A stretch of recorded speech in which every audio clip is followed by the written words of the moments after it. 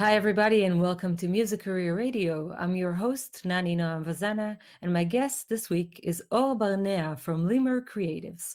He is the former head of music at Ynet, Israel's biggest news site, former vice president of content at Music Chords, and founder of Papa Zone, an innovative online community for dads. Together, we will discuss branding and PR strategies for independent musicians. Oh, and he loves peanut butter. So I guess the only question left is jelly or jam. Hi, all. How are you doing? Hi, Don. Thank you. Thank you for this interview and thank you for having me. Sure. Thanks for joining us. I So is it think jelly jam. or jam? I think jam is the is just because it's more traditional and more um, your it's more popular and the thing and this is what I grew up with. So jam will be the correct answer here. Where did you grow up? Well, I grew up here in Israel, around Tel Aviv, but I visited the United States a lot because I have a big family there, and my parents used to work there as well while I was growing up. Okay. So we would go um, a lot for large periods of time, uh, sometimes for a month or two, and come back, and then 3 4 months in Israel, and then another month or two, um, missing school and going with special books to keep up with the school here in Israel. This was Wow. So since I was you were doing this two was programs at the same time. yeah, I wasn't doing any program at all, but but Not following anything. this was going on since I was 3 years old up until I was 11 or 12. Okay. Were your parents diplomats or something? No, they were journalists, and they were Okay. used to talk there and give lectures and meet with people. Um, so we used to go pretty on and off. Well, it's just as bad as diplomats, Yeah. I think, having having journalist parents. And so tell me a little bit about Lemur Creatives and the fields that you focus on within your advertising world. So Lemur was created by myself around three 3 years ago, um, Hmm. but it brought to paper like as a legitimate company 2.5 years ago. I was independent, doing everything by myself before that, and I created the company first as a one-man show while still having a job at the startup world. I started out doing just things for my friends and telling them, look, I have this amount of time a day or at night.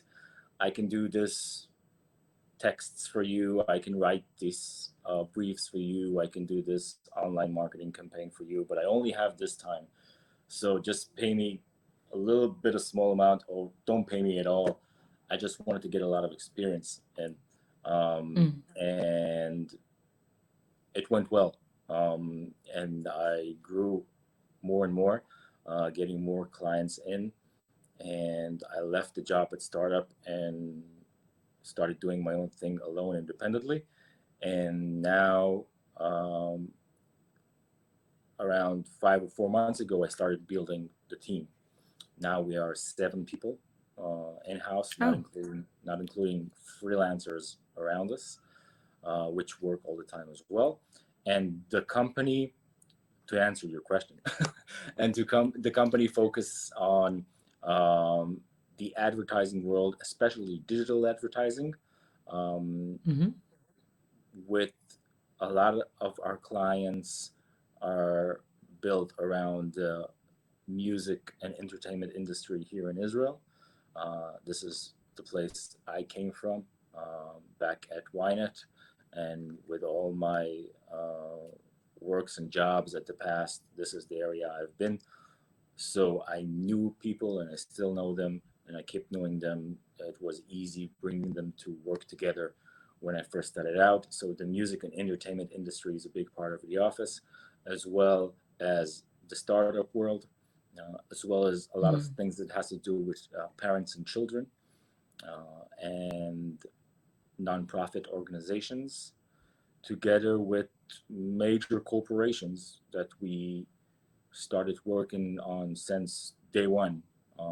Usually with me knocking on their doors and telling them, we have to work together, because either I was a fan or thinking I need to do something better than the other one. And we do all the advertising, subjects and fields, from writing to bringing strategy together and maintaining it for either a certain project or for a year. We take this strategy and we bring it to life. We write a lot of words, we design a lot of content, we design a lot of graphic ads and art and special projects, and we do a lot of videography, a lot of editing, a lot of After Effects. We do a Okay. lot of, anyway, the the the line is just taking something and making it look good and making a lot of people know about it. This is pretty It much it. sounds to me like visual communication is your focus. Yeah, we do everything Yeah. besides PR, but traditional PR. We do Mm. we do a lot of PR, but we don't do traditional PR. We are not the team that will call journalists and tell them, day after day, look, you have to do this and you have to do that and you have to take Hmm. advice with this, because we are less into the politics and much more dealing with creative work and technology. Yeah, I would say that you are more of a creative than a PR person. That's why I wanted to invite you to talk a little bit about branding, actually. Yeah, But first, I wanted to mention the scholarship that you founded a couple of months ago for female musicians. yeah. We all know that in the music industry, it's always been challenging for female artists, and even if it's discouraging them to compose or perform, I can say for myself that when I chose the trombone as my instrument, I was encouraged by my teachers and my family to play more girly instruments such as the flute or the clarinet. So, these are kind of old problems that are being solved already. It's Yeah. been addressed already, but we have new problems popping up all the time. What challenges were you hoping to address with your scholarship? Do you still play the trombone? Yeah, I perform with it. Amazing.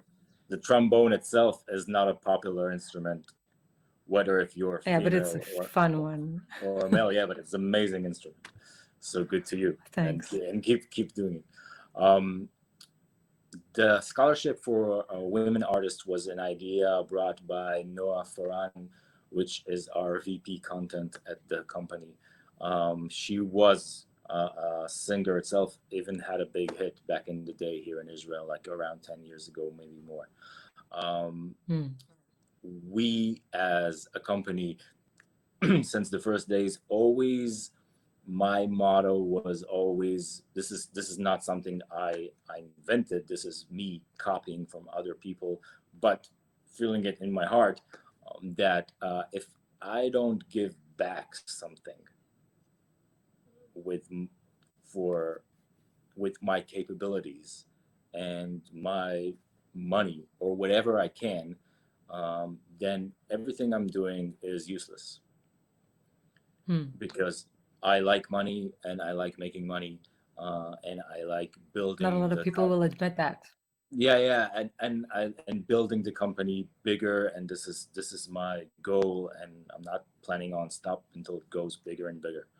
But in addition to that, if I will not add the stuff of giving back, what I can and what I want, then this race will have almost no meaningless, if anything at all. And so Hmm. we try to, um, give back a lot, whenever we can and feel that it's the right thing to do. So this scholarship, this one day, we had a talk in the office, and how can we do something big and giving back. And I told Noah, okay, take this budget, let's find someone we can give this budget to and give our work to him, her, them, whatever. Let's find a purpose and invite this purpose to use our capabilities and not charge for it at all. Let's find someone who really needs it, whether it's an industry or a certain individual. And Noah came up with the idea of doing this scholarship for women artists that have, like a lot of industries, if not all, a problem working in an industry like the Israeli music industry. Would it's is a male oriented industry, even if there is some statistic there are more women than men in the industry, the way women are generally treated in this industry is not in an amazing place, and it could be much better. And the music industry, as liberal it may be, still has a lot of flaws into it regarding regarding equality between men and women. And this is, and anybody who is in this industry uh, know it and can feel it. So the idea was to bring this scholarship to work together for at least 6 months, giving all our capabilities and all our services to a leading women artist. She does not have to lead in terms of success, but we put it on paper the things that we are looking for, um, Mm. and and and it's much more. We're looking for some kind of artist that has a leadership sense or a lot of charisma. Of course, we need to like the music, and the music needs to be performed well. But we are looking for some kind of subjects that will make us want to take the original base that is already built and bring it much bigger and higher, and representing that um, in the industry and outside of it.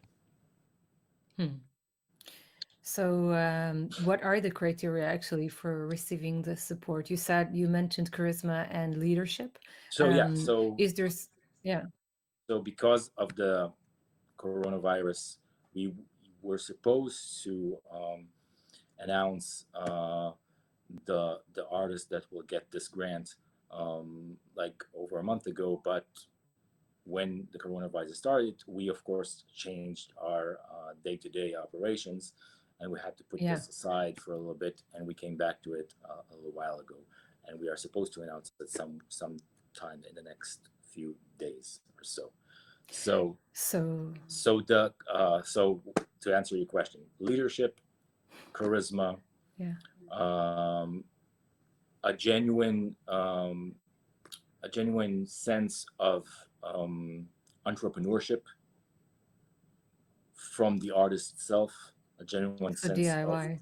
yeah, a genuine sense Yeah. of, like you're doing, like we're doing here, a genuine sense of Yeah. production. I am 100% sure with the fact that it is not enough to be just an artist these days. You can't afford yourself to be just an artist. You can't be a person that say, no matter how much talent you have and how good you are, there is no room for someone that says, all I can do is write and sing. I don't know how to do anything else. Um, Yeah. I'm not a believer of It is that. crucial in our society at the Yeah, yeah. moment, I think. I'm not a Have more believer of than one that. hat Yeah, in the music yeah, yeah. industry. I'm not a believer of Yeah. that, and I think that if you do only know to write and sing, then the technology is here for you, free of charge, to learn more stuff that you can use, Yeah. and to expand your color palette and do other stuff that can be good to you and others. So we're looking for that, someone who has this entrepreneurship in his heart and is running in his veins, and someone um, that cannot only do one thing, and with these certain things of creativity that he produces, so we'll have different kind of routes that he will, if not know already, but want to take. And a believer that one door opens the other. So this is the kind of um, individual we are looking for, hoping to work with. I like that you mentioned that you wanted to work with DIY artists because a lot of people within the music industry find it intimidating when a musician, especially a woman, stands up for herself and represents herself. Like, for instance, I Hmm. go to a lot of music conferences and trade fairs, and I encounter a lot of negativity when I'm saying that I'm managing myself. There's like, yeah, but other people are more professional in doing that. But I mean, if you do have an experience in the field and you've been doing it for a while, I've been doing it for 12 years, so Hmm. it's somehow still assumed within the industry that the musician is a little dumber on the aspects of thinking business. You know what I mean? Yeah. Yeah. Uh, So you are considered like a, yeah, unprecedented diva that doesn't really know left from right. Yeah. yeah. These are the kind of problems that are well known in the music industry. Um, it doesn't have to do with being uh, at all a diva or any kind of that that certain words that come to people's minds. It only depends on the Mm. individual itself. If the Yeah, individual, sure. if the individual is a problematic individual, then he or she is. It does not have to do with his gender at all. And I know that Yeah. that there's a lot of people that will contradict it, and it's very bad that this is the situation. Um, I'm all for um, being run by yourself. I'm also all for knowing and letting other people give you advice and hearing more and more people as you go along the way, Sure. taking it into consideration. And this is one of the things I think about promoting and marketing yourself, that this is why we're here, about the way you look at things, and the way that you build yourself and create a strong reputation yourself, not depending on anyone else. Mm. Yeah, absolutely. I guess generally within the music industry, you gotta, well, not only in the music industry, generally as a person, you gotta know your limits as well. And if you are not able to do something, it's better that you admit it to yourself and hire a professional to do it. And if Yeah, you are aware, yeah, and if you're aware of a quality that you have that you can pursue an education or a skill, yeah, why not? If you have time to do it, do it. yeah. Although Yeah, there's a thin line between hiring someone to do stuff for you and doing stuff yourself. The idea of, look, I don't know anything about marketing or PR or advertising or production. Take this money, you make it happen, and I want to bring some results, will not work for you, no matter if you hire the biggest publicist in the world. If you oh are yeah, not, if you are not on things, like I'm not good with numbers and accounting, and I have people working for the company that do accounting and numbers and money, but and but I am on it. I wake up every morning, I look at the numbers. yeah, I don't have the knowledge of the people I hire to help me, but I understand the material. I understand how things work. I did not. I asked sure. them to. I asked them to explain it to me, and I had a lot. I had difficulty learning it while I was when I was starting and did a lot of mistakes. But Yeah. now I know, and it's important. So if someone, usually when someone will come to us, will come to me, and will say, "Look, I don't know anything about marketing, anything about advertising. I have no opinion at all. I have this money. This is the money I can pay. Let's make things amazing. Let's make it great." Usually things will not be amazing, and usually I will say to that person, it's not going to work. Because if you are Hmm. not working with Yeah. me, if I can draw a pretty line, or can make a logo nice, or I can run a digital campaign and bring nice numbers, whatever. But if the person is not working with me, and I not hearing his input, his feedback, his desire, his things that he wants to happen, that it will probably not go well, and the others will do much a better job. Yeah. And the first question I always ask, no matter who I meet, is, what would you like to happen? What do you want the result will be? And then I start try to get this result. And if it's a far reach, and it's sounds like a fantasy, then I try to bring it up to life, and I try to make it real. But I always need the person with me. I can't do it by myself. I think it's very distinguishable for musicians. It's a lot of times their ambitions are not um, are not distinguished. Like Yeah. they're not about the result. They're more about the process. So Yeah. if I ask, for instance, if somebody comes to me to mentor them, right? They take my course or they take a private session, I would ask them, what is your ambition with your music? Where do you want to get to? So a lot of times I would just make beautiful music and it will touch people. Hmm. Yeah, everybody makes beautiful music that will touch people. But you could say, I make, I don't know, Celtic rock music, and I know it's a micro niche within these and these territories, and I would Hmm. like to reach another 10,000 hits on Spotify within the next 6 months. Yeah. This is a goal. Yeah. Yeah, this is not in the air kind of process. So yeah, everybody makes good music, but what are your goals? What are your ambitions?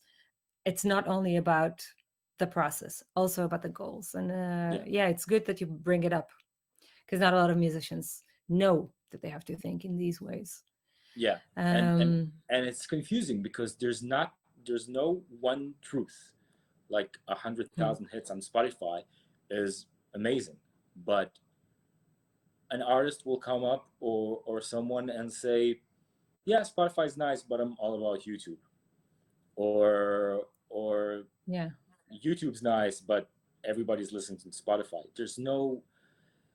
There are certain things you need to do from A to Z that are pretty basic when you market yourself, but within that, the most important thing is what's in your heart. What what will bring you the most um, excitement in your life? Getting to meet other people, the audience from behind the screen, in which platform or in which way, or what are you looking for? And sure. there's no one way of doing that. You can be everywhere, but certain people are drawn to certain places because this is how they live their life, or maybe other people live their life like that and want to be like them. But there's Hmm. no one truth. You can either have a television ad or a billboard, and what's better, I'm not sure. Usually the person who wants the TV ad or the billboard will know in his heart what is better. So Yeah, this is something I usually try to understand from the person that is across me. I think that also has a lot to do with branding. Like you would have to first define who you are, Yeah, enhance it within a brand, of course. and then try to find the audience that fits to your niche. Because it seems to me that the biggest mistake that musicians make is that they try to be liked by a lot of people.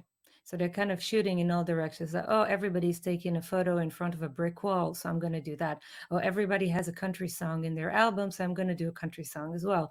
But let's think about that for a second. How is that helping you achieve a loyal audience that is going to stay with you? You're just going to be like the next trend, like, the millennial hoop.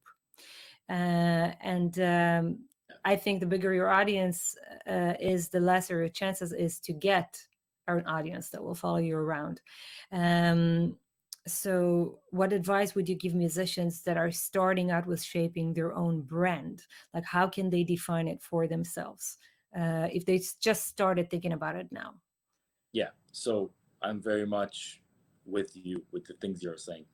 Um, Before even starting about thinking your own brand and and what are you gonna name yourself or call yourself, and how your logo is going to look, and what colors are you going to use, and what issues are you going to talk about in your songs, and how Yeah. are you going to dress. All the things are very important. But before that, if you are not in within a scene of other people that are have the same interests as you, nothing is going to happen. Or Hmm. 99 and 99% 99 chance that anything is going to happen, Yeah. because the first niche, like you said, or the first community, this is what brings people together. If someone doesn't have any friends or family that are into music, the first thing he needs to do as an artist is find friends that are into music. This is the first. Yeah. This is the first step of anything, um, that any step that of marketing yourself as an artist. You can't come up from nowhere. You might have an amazing idea, or you are an amazing entrepreneur, or you have production capabilities that are way above average, but and you learn and you use technology and you work all nights for years until you come up with that amazing thing. But in these years, you're never locked up inside your room. You meet other people, and Hmm. my best advice will be meet other people that are like you, or and if they are not like you, have pretty much the same interests. And music as itself can be an interest. You don't have to like the same genre as you do. So um, this is the first. Building a community is the most important thing before you do any Hmm. branding steps at all. And most of the times, I don't know if most, but a lot of the times, this community already exists. If you go to any of the major artists today or in the past, usually all of them came from some sort of a scene that was not a popular scene when they were starting up. It was a small Yeah, they scene. made it accessible for a larger audience by Yeah, enhancing the scene. yeah. Yeah, It was a absolutely. small scene from a certain kind of place or area, whether it's a famous place or an unfamous place. And they used to have their own group of friends doing that DIY thing, until they did another step and another step. And the DIY thing does not have to be designing your own cover album or putting up your own show by yourself. The DIY thing, watch before this, needs to be I wrote this song, I wrote those lyrics. Um, I put up this outfit. Hey, friend, what do you think of it? This is the first advice I give all the people I talk with. Yeah. Ask other people you know what do they think of the stuff you're doing. Seek for advice. Yeah, I think a lot of musicians struggle with finding an audience, especially because music is a very lonely art. Especially if you're a composer, so many times you spend a lot of hours in your, little studio, little room, whatever it is, honing your instrumental skills. Hmm. and writing songs, and you're Yeah. creating this intricate soundscape, but you're not really testing it on the surface. So you don't check it out with other people, and there's not a lot of feedback coming in. And the songs only come alive when you're going on tour. And then Yeah. if you set up your first show and nobody comes to your show, you're all of a sudden overwhelmed, thinking like, "Oh my God, I'm lonely in this world." And it's kind of it's feeding itself, this Yeah. cycle. Um, and for me, at least, when I started out, I thought the best way to solve this cycle, to break the cycle, was performing as much as I could. So I started signing up for open mic sessions. I would Hmm. go like twice a week, play in all kinds of places, just to get connected to the audience and get a feedback. So yeah, I think that's a very good advice, starting a community. And another thing I would advise musicians is to collect the contact details of the people in your performances. So Yeah. after every Absolutely. performance, set That up, makes sense. if you, even if you don't have merch, just set up a table with a computer or a tablet or anything, and collect people's email addresses with the Yeah. permission of sending them newsletter, and start sending a newsletter on a regular basis to enhance your community and give something back. Because just by giving you an email address, they already given you something, and you want to give something back. So give some interesting content in your newsletters, and eventually you will see it get back to you. Absolutely. Data is a massive part of marketing, and the people that own data are have it more easier than the people who don't. Let's put it Yeah. this way. This is a crucial part of your building as an artist. I have many stories on artists that we have worked and struggled for years, um, to bring the audience that we want to bring, using analytics and data and more tries and more um, ways that we can came up with trying to reach the people that we want to reach by using emails and phones. And this is crucial. This is Yeah. of course stuff you have to learn also how to do, but this is crucial to your career. Keeping any contact you talk with, whether if they heard you sing or interested in what you have to say, doesn't matter. Keep that contact, um, whether if it's phone number or his email. Yeah, absolutely. Yeah. I have two separate newsletters, actually, one for fans and one for professional contacts. Hmm. I also actually have three. The third one is just for the musicians who come, requests mentoring sessions with me. So the people I mentor, they have their own newsletter. Hmm. But yeah, the two main ones are the fans and professionals, because it's not necessary that a professional would like to hear the same things you tell your fans. So you kind of Yeah, of course. divide the content between the two newsletters. When I started out, I invested a lot of effort and, of course, budget in producing three music videos for my first three singles that were Hmm. from my debut release, my debut album. And in fact, they didn't really help promote my music, because back at that time, I didn't have a community yet. And the music videos didn't really impress promoters, so people who book the gigs, Yeah. because they were seeking more live videos rather than a lip sync narrative based video. Hmm. So with time, I realized that there was a higher value in producing and recording killer live videos, at least for performing musicians, Hmm. because you can get shows booked like that. You can do your marketing and book your gigs and everything. How important are music videos at the moment within the industry that we are in, the digital industry that we are in, to draw audience? What kind of audience are they drawing? What is it most effective for? This is what you said. It brings up what everything we said here, that the purpose is so important. If the purpose was to book gigs, then the way of marketing is different than the usual way of marketing online. So it's important. First of all, it's Hmm. important that you know what do you want, what is the way you want, and what you want to happen. And to answer your question about music videos are important.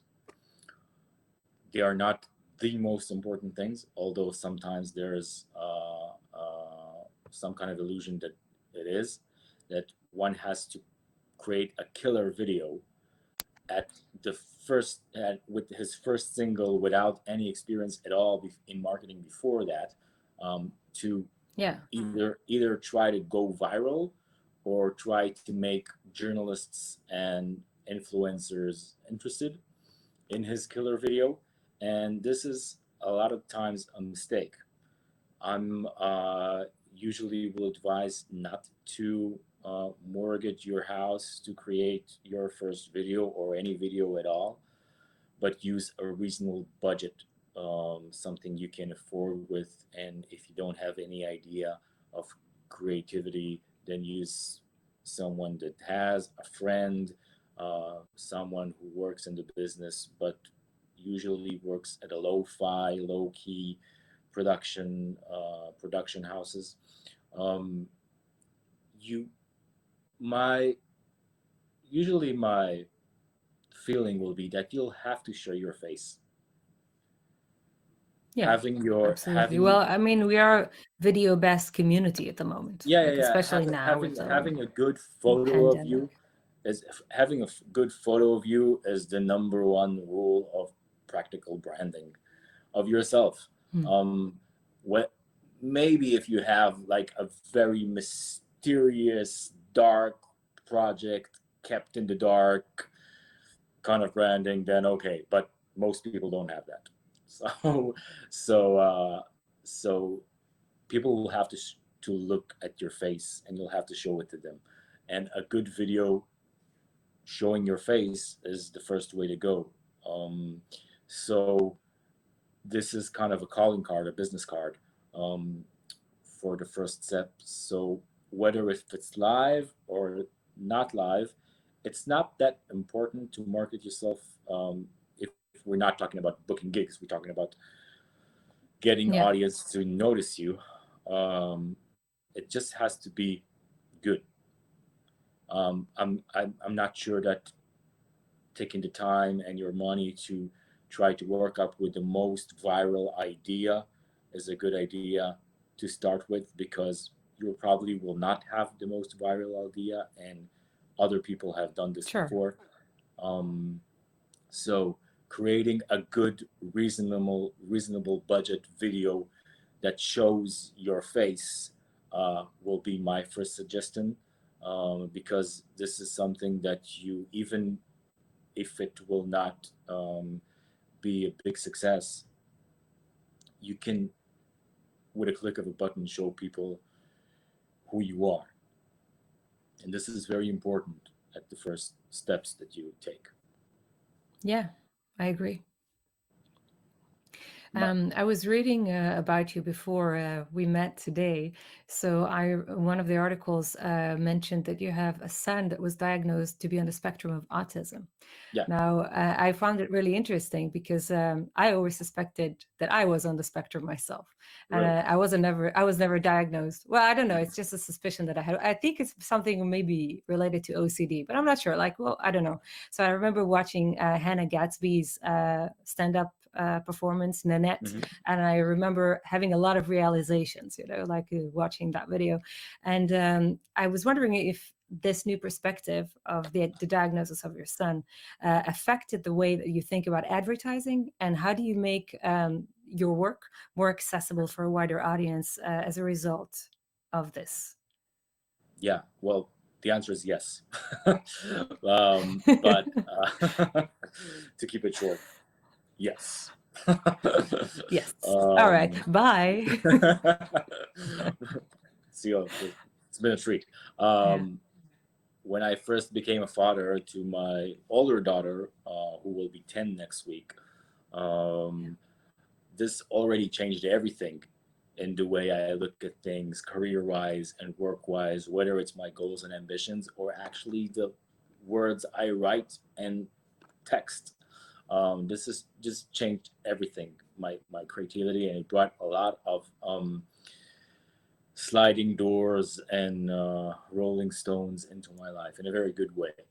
Um, and when my younger son was diagnosed with autism, then it changed even more. Um, Sure. in the practical way, a lot.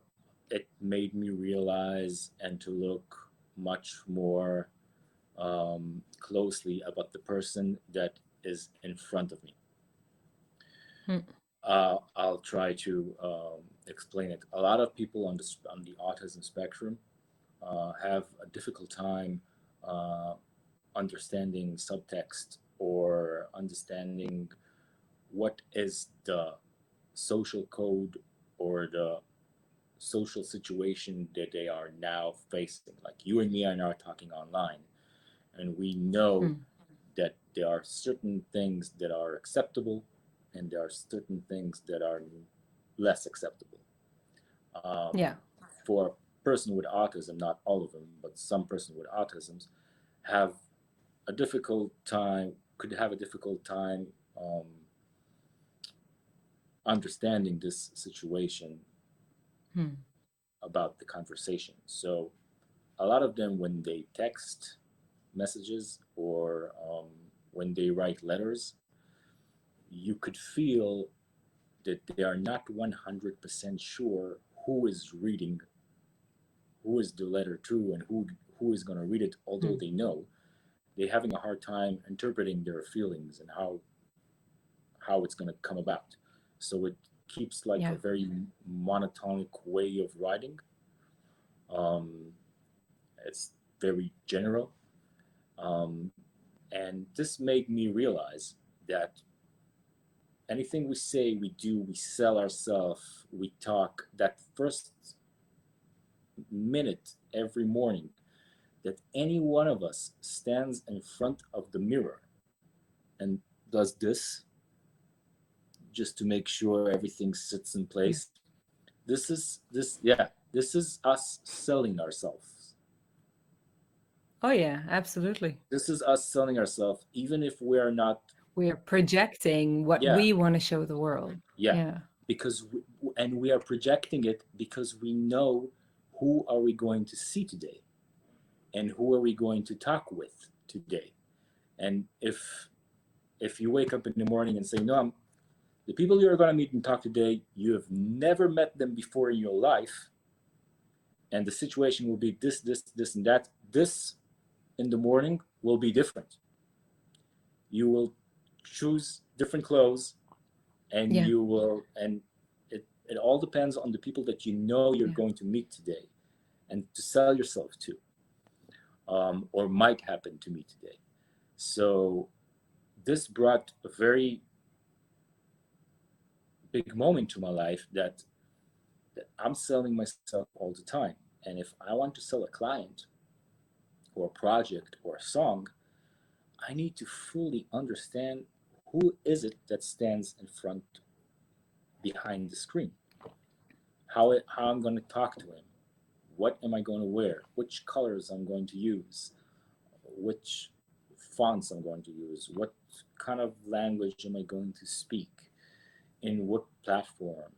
How? Because everyone everyone that comes from a different part or a different area or has a certain different life will take my content, the information I'm providing, and will address it differently. And I want to try and monetize that.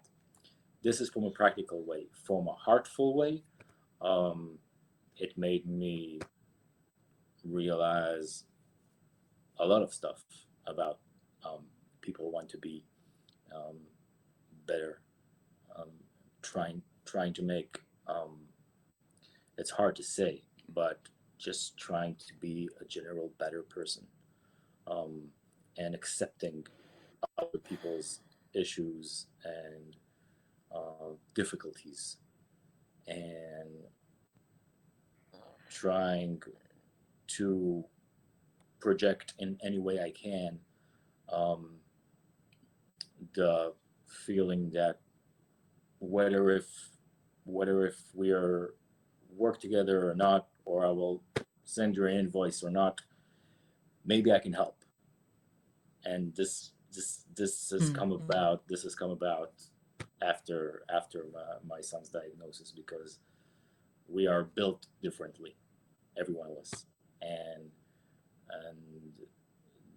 there are certain things that are standard, but there are also the thinking outside of the box. Like the oldest motto in the book is being able to look at people and say, okay, we're not going to work together, but let me help you this or the other way, or just be kind in Mm, any conversation that you may or may not talk or speak. absolutely. Yeah, I wish more people thought like that, I and we try. wouldn't have racism. Yeah, Yeah. It feels like we're struggling still with the concept of group versus group, if you know what I mean. Like we kind of understood that me versus the group is something that we need to sacrifice some freedom and resources. There's a bigger chance for us to survive if we're in a group. But if it's group versus group, we still didn't get that, the relationship between groups could also be okay. So by sacrificing some more yeah, freedom all around, maybe a lot of people can manage to get along. And yeah. yeah, It's part of why I love traveling, actually. And I think you can see that feeding into my music.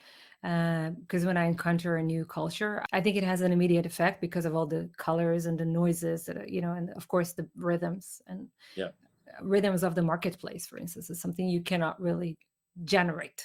You have to hear that to be able to know what it's like to experience it. And I grew up in Israel, but I lived also in Germany and in the Netherlands. And I think these experiences changed me a lot. I assume that for you as well, growing up in Israel and in the States at the same time, kind of overlapping all the time, it changed your personality as well. Do you recognize any specific events that helped form your identity as a creative, that yeah. that were affected by the cultures that you came That from? things you were that thing. First of all, I'm jealous of you being a person that travels a lot. I I don't travel a lot, and when I do, I usually go Well, just you have to kids. well, I have kids, yeah, but when I do, I usually go to one place, which is London. Um, it's Okay. my favorite city. I go there. I've been there many, many times in the last 20 years. It's like I have Tel Aviv, and this is the other city. I have friends there, and if not coronavirus, then I usually go like twice a year. So I'm Mm. jealous of you. I want to travel more. I want to see more people that are not like me. Um, didn't got to that point in my life yet. Um, Mm. yes, when I grew up, being exposed to American pop culture as a little kid, this changed everything. This, if you know, if anyone knows just a little bit about branding, and he'll go into our website, into our Lehman Creatives website, he will see that the brand itself is it built like a very American brand. Mm. Um, Yeah, I when remember the landing page on your website Yeah, with the plane taking off and yeah, the animal yeah, itself, the lemur, his face, it's it's meant to be a brand that it can be anything. But I'll talk about that soon. But yeah, when I grew up and found out about that culture, yeah, usually in front of the television, because growing up, um, to whom that maybe not notice, uh, the television and the American television in Israel were not the same at all. We had one or two yeah, channels here before cable TV came around in the early 90s, but even after cable TV came around, and we had 80 channels, so American TV already had 300 channels, and yeah. productions in TV were much more progressed than production in Israeli television. So I just I didn't only liked American television. I liked the commercials. Really? Yeah, the So you're like the commercials. only kid not into cartoons, more about the commercials. I'm very much into the commercials. In the, stories in my Instagram account, I will share almost daily. stuff that has to do with vintage and branding and commercial ads from the 90s and the 80s in America, because that made me probably, I thought I was going to be a musician later on, but that pop culture color, the red, white, and blue, the orange juice with peanut butter, the Air Jordans, the um, anything that the McDonald's, the anything that has the Levi's jeans, anything that had America in it. The branding of it seemed so fresh, it seems so pretty in my eyes, and it still is. Um, and it, all of the things I said now might not represent the most, the best society, um, but it's pretty. It's very pretty. And Hmm. for me, working creatively, this is everything. This is all I need. I have my own agendas about society. I only need pretty things in my eyes, and Hmm. this was the prettiest thing to me, and my work is uh, very influenced by American culture, from music, television, branding, food, um, um, movies. This has been a big part and always have. Hmm. Then you'd have to come visit when you are in Europe, because in Amsterdam we have this zoo called Artis, and you have this island that lemurs are just Oh walking free on the island. I think you might enjoy that. man, man, I'm dying to see. I have a problem with meeting lemurs at zoos because Yeah. I'm a vegetarian. I haven't had any meat or fish for more than 10 years, um, Okay. and lemurs are they only live when they're outside. They only live in Madagascar. This is the only places. Madagascar, yeah. So they take them from Madagascar and bring them to zoos all around the world. And Yeah, it's true. as much as I want to meet the lemurs and take a photo with them and play with them, I have a problem with that. I have a problem with zoos in general. Yeah, I agree with So you. I Well, live at this least on the duality. island they're free, right? Yeah, so amazing, They're not in amazing. cages, so that's like at Yeah, least, at least giving you some feeling that you're kind of okay. so amazing. But they're also almost extinct. I I just know, saw this I know. short excerpt from a documentary that I didn't see the whole documentary. I just saw this article on BBC, and they Hmm. showed an excerpt from the movie, and it was like I think there were like 104 or 103 lemur species, and Hmm. 95 of them are endangered. Yeah, So yeah, yeah. we got to take some I've read action. another article that if this keeps on going, they will be extinct in about 70 or 80 years, something like that. So sooner than us. Yeah, Yeah, hopefully not. hopefully not. Yeah. If we're already mentioning the corona and all that Yeah. jazz, how did the corona pandemic, in your opinion, affect the PR world? So it seems that we are going more and more digital at the Yeah. moment. Also for me, like I wasn't able to go on tour, so I started giving online concerts, and of course, I started this series of conversations with key people from the music industry, Hmm. to well, of course, to encourage the connection between musicians and industry people worldwide, but also to support the independent musician community for not having the resources, especially now. Well, obviously things are going much more digital, and all these projects that you created are absolutely amazing. Um, Oh, we thanks. at the first day of working from home, we worked 2 months from home at the office. At the first day, from working from home, I said we got to do something. We got to do, and we built a magazine. We already had like a little magazine um, that called Lemur magazine that we write about anything that's important to us and usually clients. But Mm. we did a Hebrew one.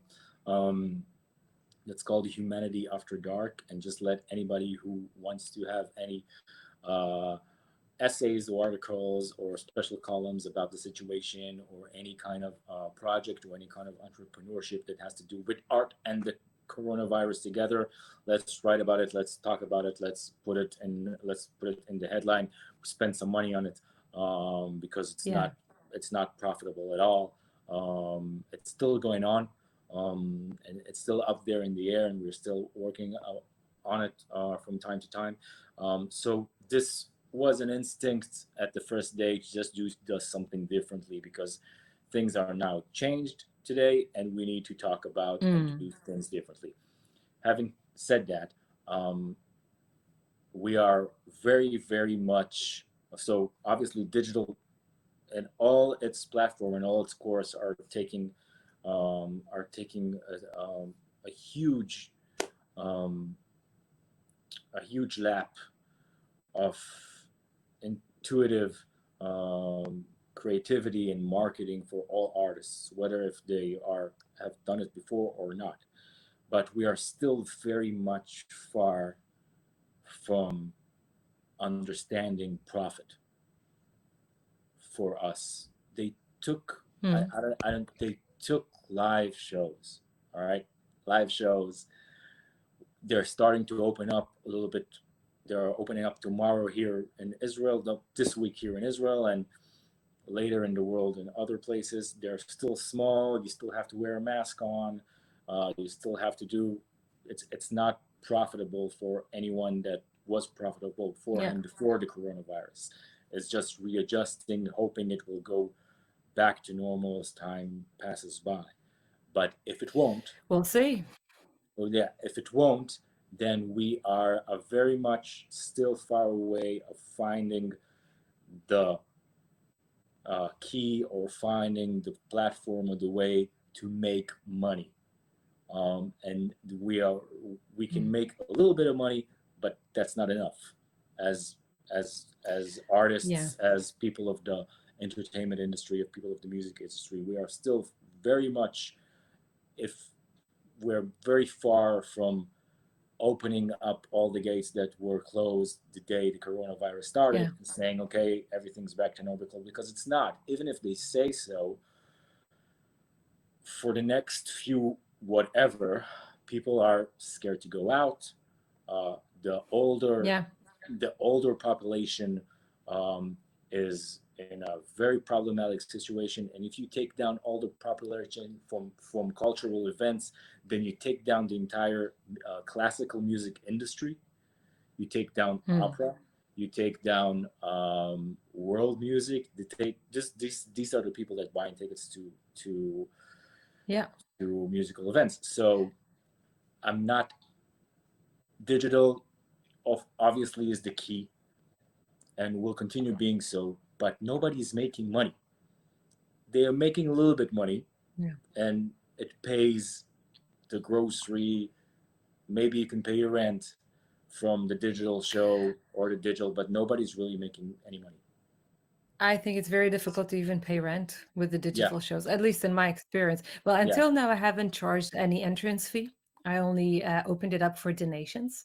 yeah. But also considering the circumstances, because a lot of people lost their jobs, it's very difficult for them to send donations. Before the corona Of course. pandemic started, I had launched a crowdfunding campaign for my new record, Mm, and the first 3 weeks were amazing. We collected more than close to a third, more than a quarter of the entire campaign fee, and then it stopped. But once the pandemic broke out, nobody sent anything anymore, and I received a lot of emails from people. I'm sorry, but I can't give right now. yeah, So that's why I decided to open the digital shows completely for free. And I've done it for 10 weeks. Every week I've done a show for free. And now I'm taking a step back. Now the people are starting to get back to work. I'm advertising my first paid event on July 12th. It will be a live concert, a live stream with paid tickets. And so far, we did sell a few tickets, but Congratulations. it is not This is enough. yeah, it's not Uh, enough at all. thanks. Yeah. Yeah, it's not nothing. It's anything to compare with a Yeah. regular live gig. It's yeah, we're still falling behind on that. Yeah, very much so. And we need to work with what we are given. Um, and I'm I'm old school. I'm if if you'll take away my business, my career, or whatever, then I will probably if you'll take away everything, then I will be still on my feet, and I go. I say this in Yeah, romanticizing like waiting tables or being a bartender, but yeah, because you're a the idea the survivor, idea but the not a idea lot of is people are. the idea is I think that we have to find solutions for ourselves, Hmm. and this is the time, like saving something for a rainy day. That's special. This is the rainy day, and Yeah, not saving money, but saving capabilities and saving strength and saving your uh, power to survive in this not world but in your society, and still make yeah, your dreams come true in a certain way. This was the hardest for me with the virus. This was the hardest thing for me. I i i yeah, like the first few days, the first month, when everyone was like flat on their stomach and really not understanding what's going on. The hardest thing for me was not um, things will be changed from now at your work, or the hardest thing for me was going to from dreaming mode, waking up every morning and dreaming about, to survival mode. yeah, This was because I remember saying to myself, and I said to my wife too, I told her, so what, all our hopes and dreams, all our little things that we wanted to achieve, is that over? Is that yeah. what? Oh, so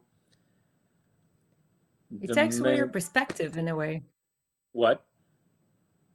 This pandemic takes away your perspective. Yeah, yeah. So I'm I'm all for keeping the perspective and finding a different course that may work for you as a person before working for Hmm. you as an artist or as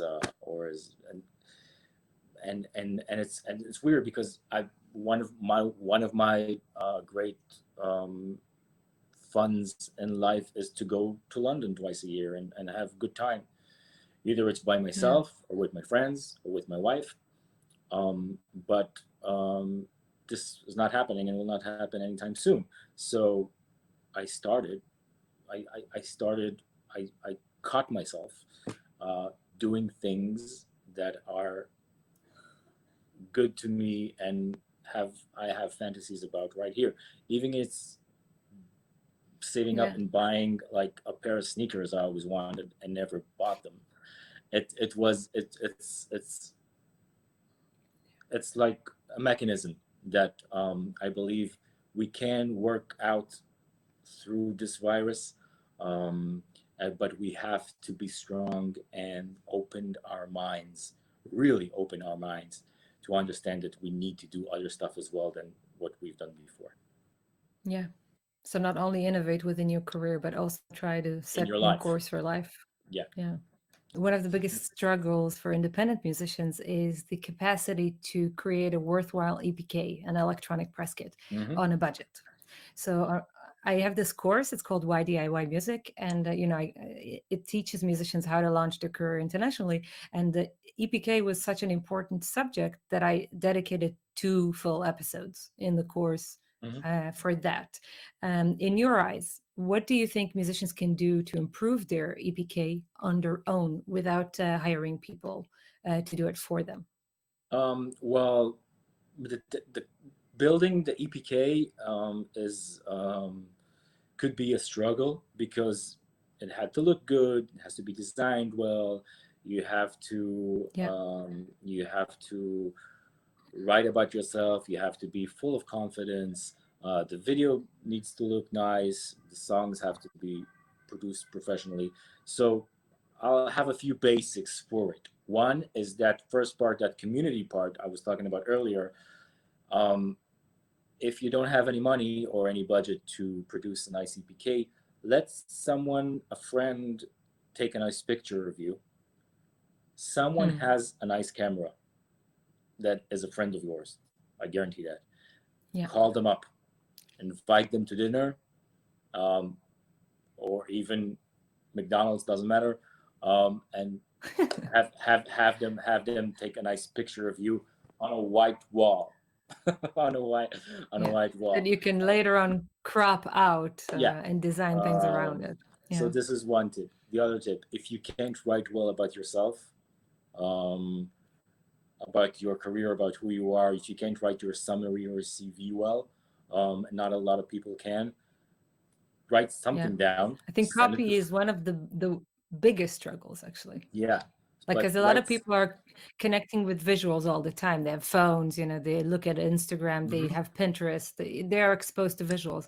But not a lot of people are exposed to good literature or good copy.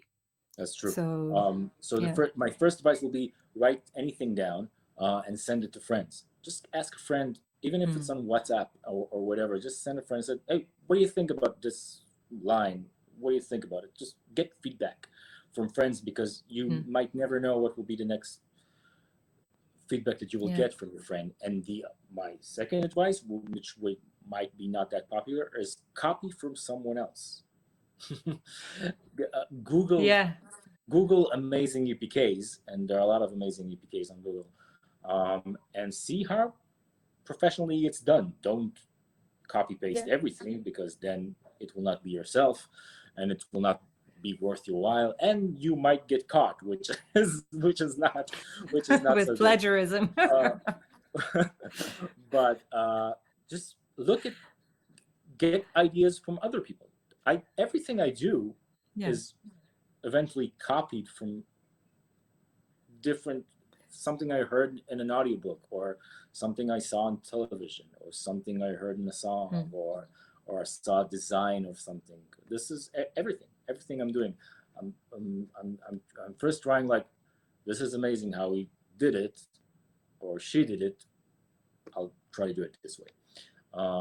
So mm, this is another example, and it's even cooler if you look for the EPK of the people you love the most. So just if you like Pearl Jam, then Google Pearl Jam EPK or the best Pearl Jam EPK. mm, You might not find the original one because they are B2B product, but you will find some references, and you will mm, find some briefs that were written about the band, whatever. Find things that you love, not just profession, how to write a professional EPK, or find the things, look up to the yeah. things that you love, that you want to be like. Um, this is my second advice. And regarding branding and design, and how things are supposed to look. So yeah, don't send out an EPK that looks just regular black and white um, text with a regular font or whatever. Take the time to work on it a little bit. And if you have zero skills of putting up together a basic, nice design on Photoshop, or using Wix or WordPress, or Squarespace, or any kind of platform that you can build a one pager on, which gives you tools, then take the time to learn, or Mm, use another friend that can do it for you. But it will be cooler if you learn it yourself, because the next time will be easier, and then the next time, and then the next time. Uh, Take the yeah, time to because it's learn. not going to be only once that you're going to need to Yeah, produce something. it's You're going important. to do This that on a is regular basis. So take it's the time to invest in learning a new skill. Yeah, yeah. When Absolutely. I came first to the startup world, where we were a small company around digital music and technology, and I came, we were 8 people. When the company was at its best time, we were 28 people, and a lot of the times, this is something that engineers and developers do.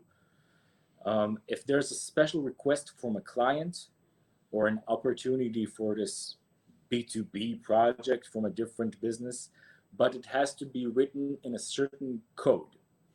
The developer that you are hiring does not familiar with that code.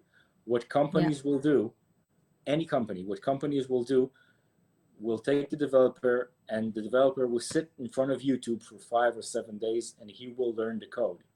And after 5 or 7 days, he will write the code for the people who want it, because this is because he knows how to do it. So this is exactly how you need to treat yourself as an artist, as a DIY Mm. artist.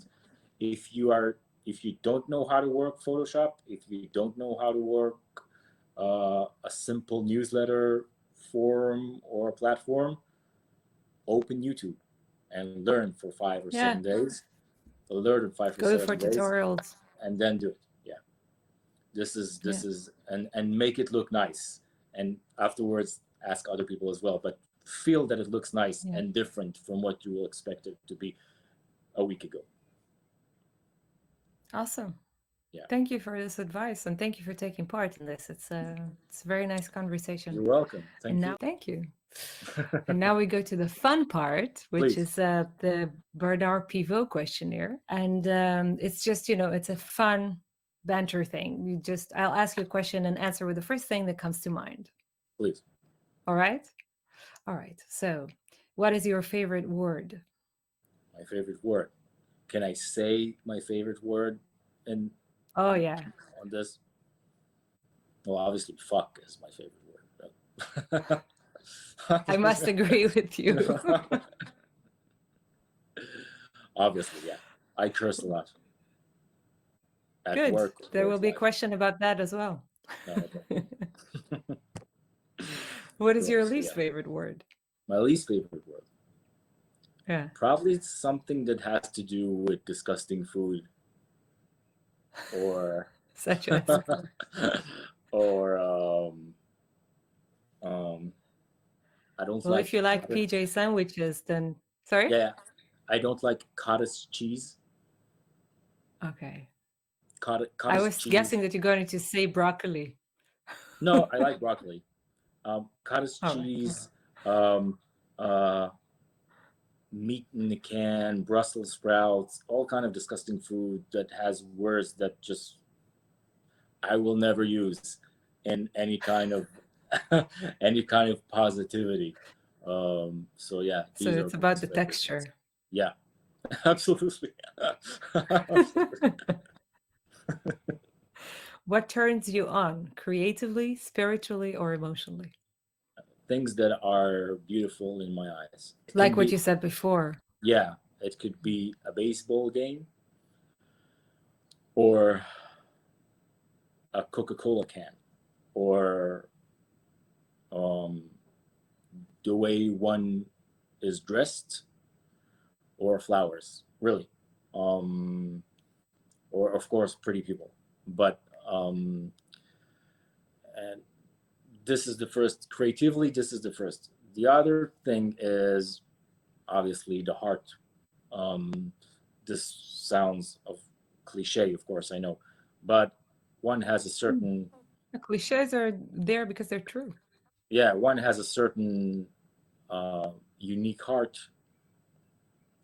then it gets you very much so creatively. You fall in love with everything that the heart has, and you want to travel with it, be with it, whether it's someone you know from your life or whether it's someone you don't know and inspire, like and you look up to like a rock star.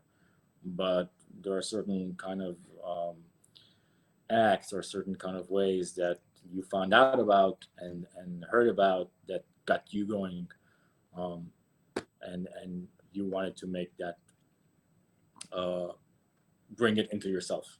So yeah, that'll be the Hmm. other thing. Awesome. Yeah. What turns you off?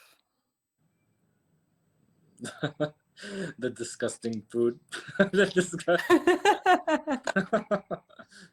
The We are disgusting revisiting food. the same thing. Yeah, the disgusting food, of course. this is the thing that turns me off, because if I encounter racism or any kind of bad human behavior, so it does not turn me off. It just keeps me going and saying, okay, I'll make more pretty things.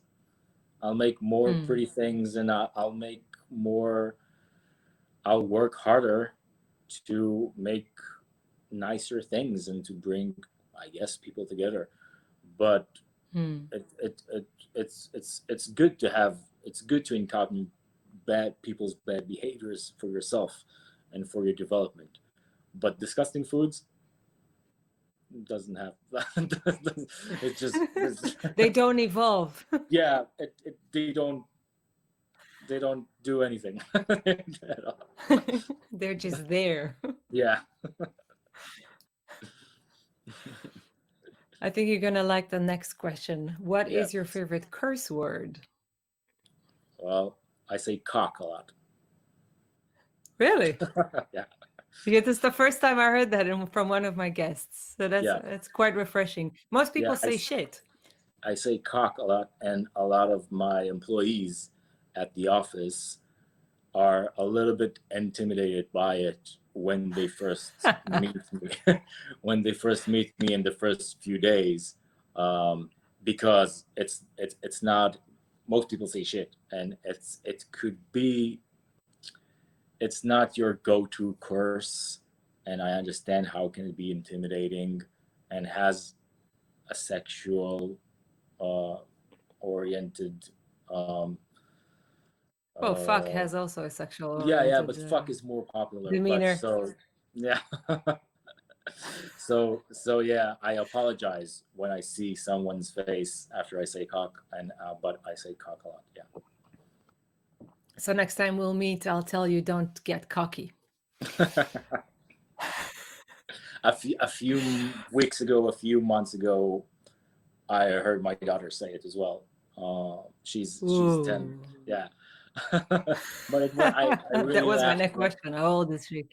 I really laughed when it happened, because she says shit and fuck a lot too. Uh, Most kids do already, if you didn't know, but a lot of kids do. But when she said cock, I felt like one of my employees felt when I say it. It's like, whoa, you said. So I try to diminish that at home, uh, Yeah. and keep it at the office. What sound or noise do you love? Drums. I love drums. I know how to play drums. I thought I was a drummer until I was going to be a famous drummer until I was 16 or 17 years old. Do you I play? found out I play. I Hmm. never made a dime from playing the drums, but I play the drums. I started playing the drums when I was 8 years old, Nice. and drums were my entire world for many years growing up. Um, Once when I in my teenage years, I thought I was going to be a famous drummer and to be a very good one too, but then immediately tons of other stuff uh, interests me, in terms of writing and content and production, and making stuff happen, and a lot of things are revolving music, not only drums. So I knew that I'm not going to be the one that sits 8 or 10, like you said in this early conversation, like sitting 8 or 10 hours a day practicing. I have friends that did that, and today Yeah. they are very good in what they do, but I wasn't the guy. But That's still, one of the reasons I'm suspecting I have OCD. So yeah. I Yeah, think all yeah, musicians have that to a certain yeah, extent. yeah. I have many friends that ate their lunches on their snare drum, There you and go. because they knew how important it is to be the best. I never could. I never could. There were too many Mm. stuff that I did, a lot of them in a mild, mediocre way, but I had to do it. I had to do it. But still today, drums. Drums is my favorite sound, and whenever I hear drums, it's my go-to sound always. Cool. What sound or noise do you hate? Wow, that's a tough one. Huh. Well, if you Tough like question. drums, then it's going to be difficult. Yeah. What do I hate? What sound or noise do I hate? Others people children. Others people's kids. Other people. I can relate to that. Yeah. Um, my kids' friends. I hate them. No, I'm kidding. Um, I guess the alarm clock. I guess the alarm clock. I hate the alarm clock. I hate the. I Yeah, wake. I wake up anyway, but I can wake up very early in the morning anyway without the alarm clock, or one of my kids will wake me up. Um, but it's still there. It's still always there, and I don't like never liked any kind of sound of the alarm clock ever. So yeah, I set my alarm clock to a very soothing guitar, like a hand picking, finger picking yeah, kind of melody, and that it sets me off, but like I'm not too pissed off at it. really, Like before, I had this really annoying, alarm from the phone, like this general standardized hmm, sound, and I hated it. And now I have this guitar thing, and it's like, oh, well, maybe it's not so bad to wake up.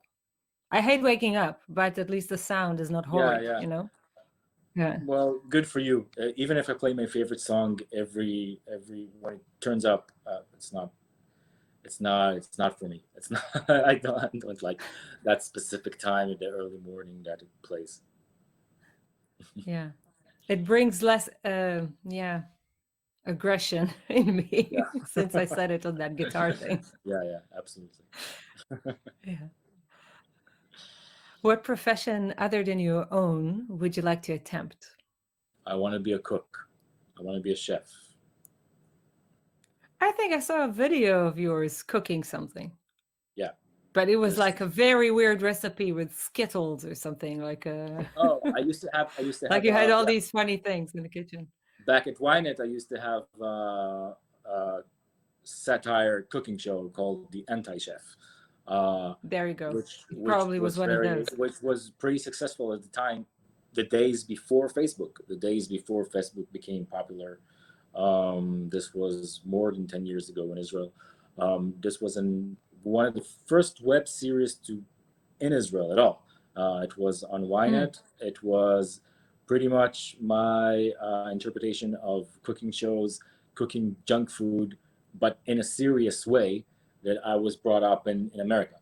Um, and all kind of microwave Mac and capabilities. cheese to Yeah, perfection. all kind of microwave capabilities that I grew up with.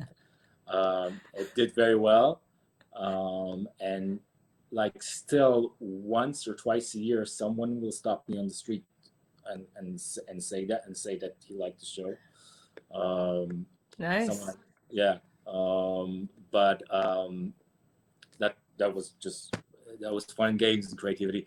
I'm serious. I'm serious about this. If you shut me down, I will go and work in the kitchen and cook and do whatever you tell me. I love cooking. I love the looking at other people cook. Um, One of my biggest inspiration and creativity in everything I do is Anthony Bourdain. Um, Hmm. uh, Yeah. and and um, and before him it was Gordon Ramsay, and before him it was a other one, and I, something about that craft, that late at night chopping uh, vegetables, playing with fire, and putting everything pretty on a plate Yeah. to make someone happy. Um, it gets me, and I'm still not saying no to shutting everything down and go work at the kitchen. Seriously. You're practically a pyromaniac and an owl. Yeah. What profession other than your own would you not like to attempt? Also a difficult question. I guess it will be hard working. No, I thought of saying it will be hard working in a hospital with sick people and diseases because I'm a little germaphobe, but that's privilege. I take that back. That Um, works with Corona. yeah. That's white privilege. I take it back. Um, I don't like clowns that much. Clowns. The circus. I will never work at the. I will never work at the circus. That sounds I like will a never. horrible thing for animals, actually. Yeah. Well, it's illegal now for animals. I think maybe some parts in the world still. Really? Yeah. Oh, At the Western world, it is.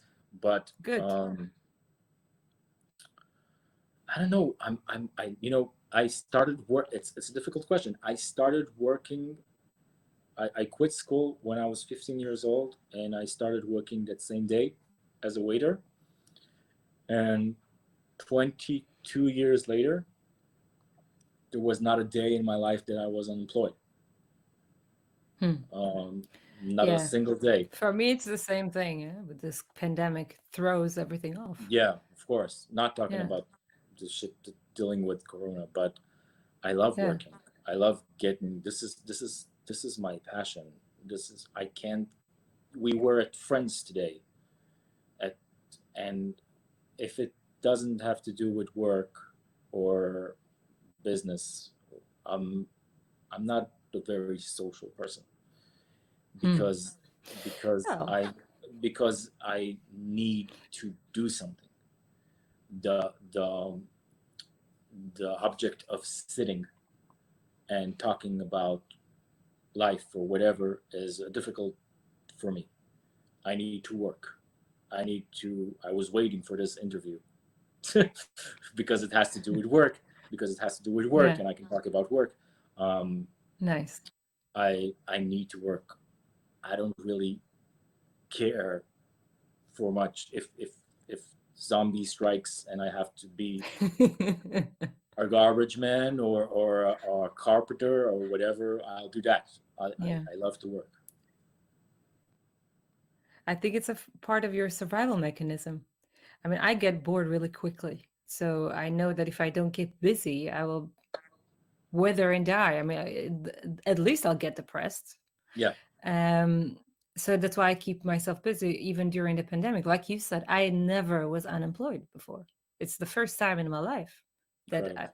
I had, this, I had, what is it, 88, 86 concerts booked for this year. So 66 solo concerts and another 20 concerts I was supposed to do with another Jesus. band as a trombone player. And they all got canceled, and there's only one coming up next week, the first one after, like, I don't know, 4 months. Amazing. I haven't been on the road. I was supposed to be for 200 days on the road. And yeah, it's and it doesn't feel like the light at the end of the tunnel.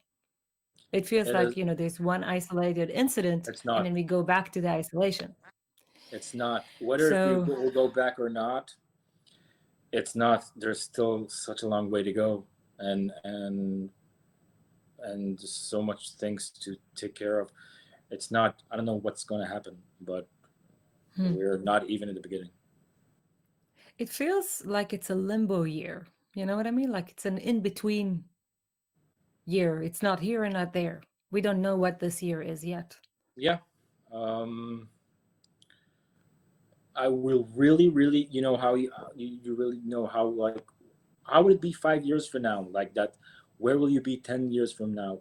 There isn't any time in my life that I would really love to know what is up 5 years from now. I would Hmm. really love that. I would really love some sort of information, some Hmm. sort of clue, like are things going to be back to normal or be different? Or I would really like to know. Usually, I don't care, and just Yeah. and let fate do its course. But I I would definitely love that information now.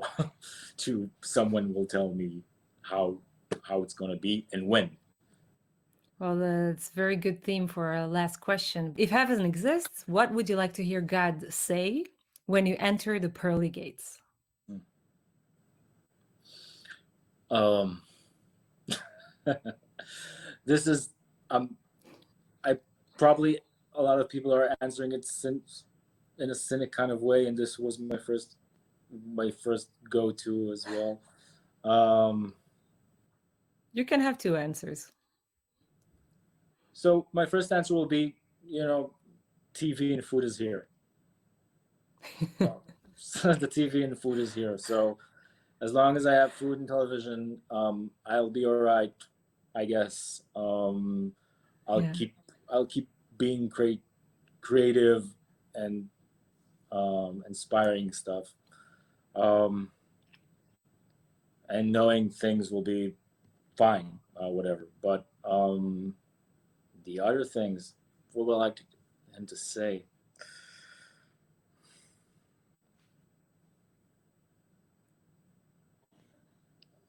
It's a difficult question. I know.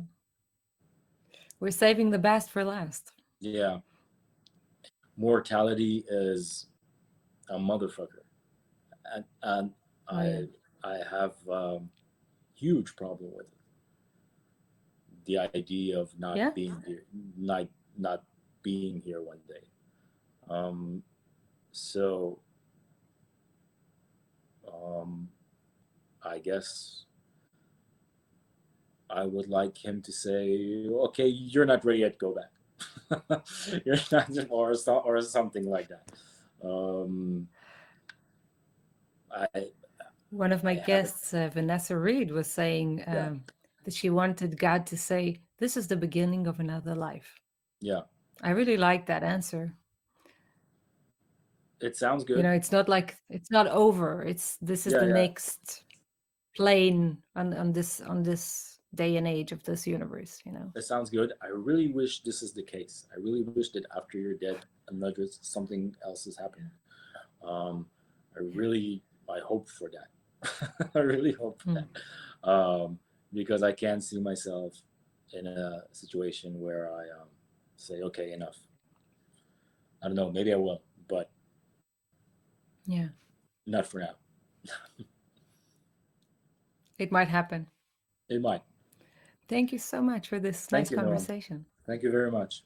I really enjoyed it. Me too. Thank you very much. Thank you for joining us today. As you know, YDIY Music offers scholarships for independent musicians. So if you want to register, please go to ydiymusic.com/scholarship and submit your application form. All donations for this podcast will also be used to help young musicians get a proper education. So please visit ydiymusic.com/donate to make your contribution. Please join me next week on Thursday, July 2nd, as I'll be interviewing Martina Markowska. She's the head of culture of the city of Katowice in Poland and the programmer of the Jazz Art Festival. In the meantime, good luck, keep calm, and DIY.